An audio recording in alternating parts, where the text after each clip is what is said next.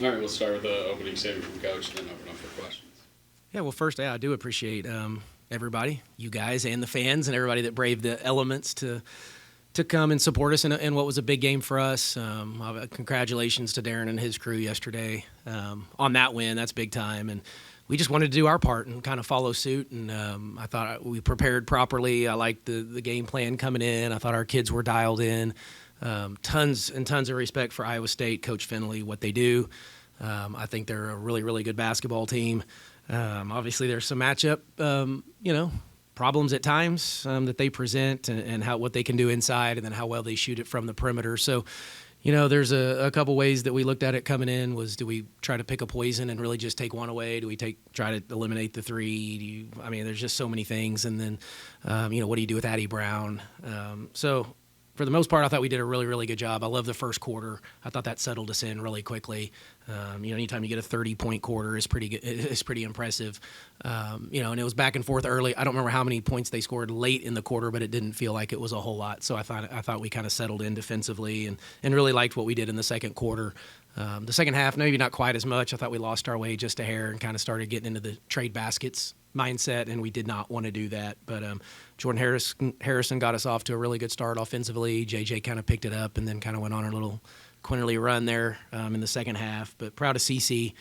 Kyle Watson was fantastic. So, I thought we did a great job. I thought we battled with Crooks, tried to give her different looks as much as we possibly could. So I thought Kylie actually played really well against Crooks. I know she got in foul trouble, and she'll be disappointed with the minutes, but I thought she battled her. I thought Jordan Thomas was really good when she was able to play, and then Cece was good, and Danelle in her minutes as well. So, but it took us all, and so proud of the win, and now we go on the road.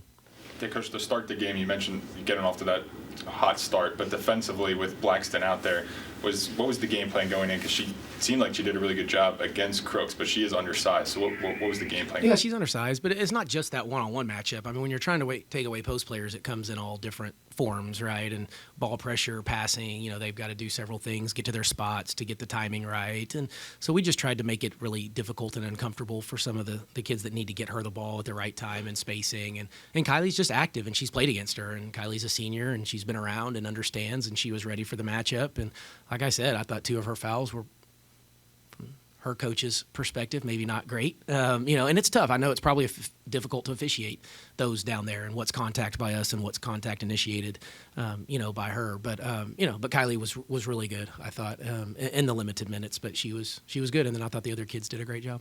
In yesterday's game, the men doubled down well inside on the post, got a lot of deflection steals. Your team did that well. Seemed like their timing was really good today, getting there at the right time, right when Crooks or somebody else turned the basket. Was that part of the timing things you were talking about? And do y'all share any ideas on how to double down? No, we didn't share any ideas on that one. I talked to Darren before his game, but it wasn't X and O type, game plan type stuff. Just normal coach talk, I guess. But no, yeah, we did a lot. We did a lot of different things. Again, I don't want to really give it all away, I guess, for the future. But yeah, there was just opportunities to get in there and do what we could, whether it was full on double or maybe not double, maybe think double was coming. And that's kind of what I alluded to before we played him. I just think you have to be careful giving her the same look all the time, because then they settle in, and she's just way too good of an offensive player to keep the same look. So even your post defense was different, and we changed that up, and where the help might come from, we tried to change that up, and credit our players, because yes, they were dialed in, and which I think she ended up with six turnovers, and that's not normal obviously for her. So proud of the kids, and they bought into what we were trying to game plan around. You mentioned Jordan Harrison having a good game, but on the stat sheet, she did literally everything: 20 points, 6 assists, 1 turnover, 7 steals. Just speak to her efforts more tonight. It was a pretty good night, right? And and she was a lot of the offense in the first half. I think she had 16 of the 20, if I'm not mistaken, at half. But yeah, that's what Jordan is. She makes us go. She's the leader. She's the voice. Fantastic player. When she came into college, she wasn't really a scorer. I've talked about that a little bit, but when I was at SFA, we had to have her score, and she really learned how to score, and she's kind of continued that here. And she's obviously leads us in assists. She's one of the best defenders in this league. I think she's a phenomenal defender. So yeah, really happy for her and proud of the group around her. Coach, I know when you go out looking for recruits, you may not have one or one or two games in mind, but if you were to like compare your game plan against Crooks this year as opposed to last year, it's night and day, and that with the personnel that you now have to throw at her. Yeah, I think that's fair. Yeah, absolutely. It's not just Crooks. So when you come into the Big 12, you get a lot of these dominant low post players, and we didn't quite have as much size as we do now to go up against those. And yeah, we had a lot of the bodies. And honestly, I was going to get Danelle in even quicker, because she's been a pretty good matchup with Crooks. But I just thought Jordan Thomas, I didn't know quite if Jordan was freshman and ready, but I thought she did a really, really good job in her minutes, and then Cece did a good job. So otherwise, we would have gone Danelle even a little bit quicker. And I guess that's the beauty of the team is we do have some depth, and we're still trying to work through it. But yeah, it's different. It feels different than a year ago.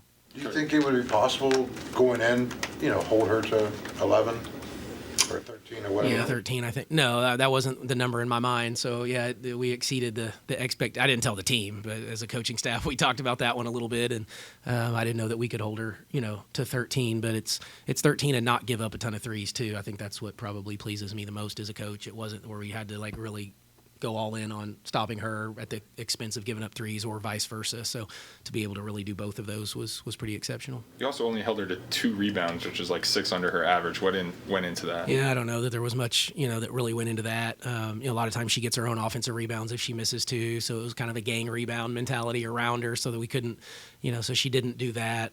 She didn't play as much as she probably traditionally does either, And so, yeah, I don't know that I have a great answer for that one. I don't know if that was us or is just flow or the way the game played out.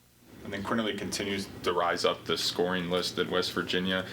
Coach Finelli called her a pro, like an absolute pro. Just your comment on that. I mean, you probably agree with him. Yeah. Oh, yeah. No, we think she's a pro for sure. I think JJ understands that. I mean, the WNBA knows of JJ Quint. Like, she is on the radar. There's going to be 39 kids drafted. I would think that JJ is one of the top 39 players, in the country. And so, I think she is one of those. She's going to continue to work at it and try to improve her game. But yeah, we've looked at that and thought of her that way since we've been here. But we don't want her to think that way right now. We just let that happen when it happens, but let's just focus on being as good of a mountaineer as you can and keep climbing these charts and leave just a phenomenal legacy.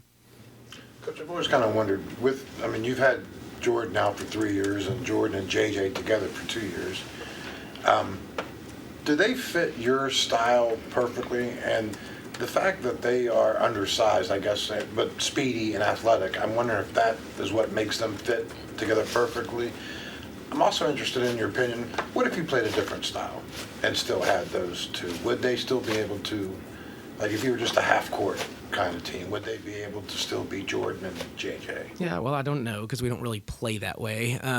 But, my thought when we got here was to put these 2 elite guards in the best position to have success.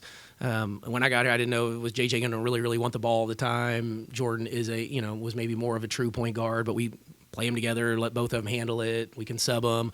But I thought this really, really fit both, and we can mix defenses. We can protect them a little bit at times when we do play kind of the zone.